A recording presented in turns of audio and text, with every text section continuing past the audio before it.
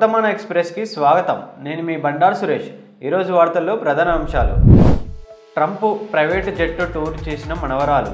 America అధ్యక్షుడు ఎన్నికల ప్రచారం నాటి నుంచి డొనాల్డ్ ట్రంప్ మనవరాలు కై ట్రంప్ పేరు బాగా వినిపిస్తుంది.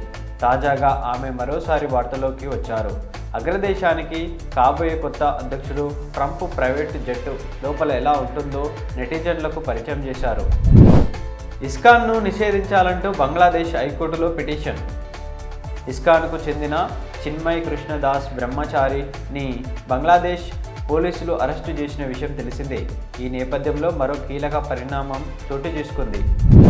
16 ఏళ్లలోపు పిల్లలకు సోషల్ మీడియా నిషేధం బిల్లును ఆమోదించిన ఆస్ట్రేలియా.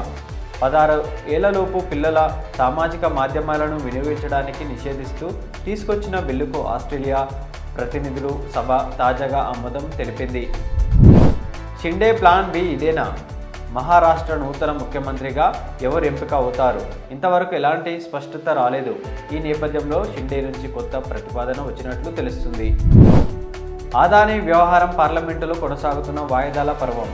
నేడు పార్లమెంటు ఉభయ సభలు ప్రారంభమైన కాసేపటికి వాయిదా పడ్డాయి.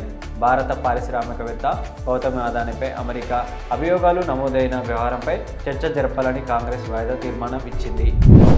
మహారాష్ట్ర సీఎం ఎంపిక మరింత ఆలస్యం. మహారాష్ట్ర అసెంబ్లీ ఎన్నికలలో ఘన విజయం సాధించిన మహాయుతి కూటమి ప్రభుత్వ ఏర్పాటుపై మల్లా గుల్లాలు పడుతుంది. ఉగ్రవాదం అణచివేతకు కట్టుబడి ఉంటాం. ఉగ్రవాదాన్ని అన్ని రకాలుగా అణచివేసేందుకు భారత్ దృఢంగా కట్టుబడి ఉంటుందని రాష్ట్రపతి ద్రౌపది ముర్ము అన్నారు. జీడిమెట్ల అగ్ని ప్రమాదం పూర్తిగా దగ్ధమైన కూలిపోయిన భవనం.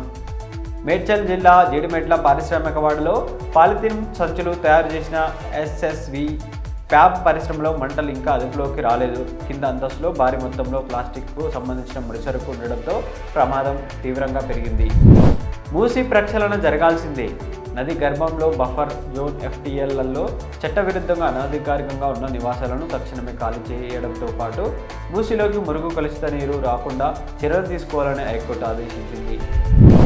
ఇథనాల్ పరిశ్రమను తరలించాల్సిందే. నిర్మల్ జిల్లా దిలావర్పూర్లో ఇథనాల్ పరిశ్రమ ఏర్పాటుకు వ్యతిరేకంగా 61వ నంబర్ జాతీయ రహదారిపై దిలావర్పూర్, గుండంపల్లి, సంబంధంపల్లి, రత్నాపూర్, కాన్లీ గ్రామాల ప్రజలు మంగళవారం పెద్ద ఎత్తున నిరసన చేపట్టారు. ఇంతటితో ఈ వార్తలు సమాప్తం.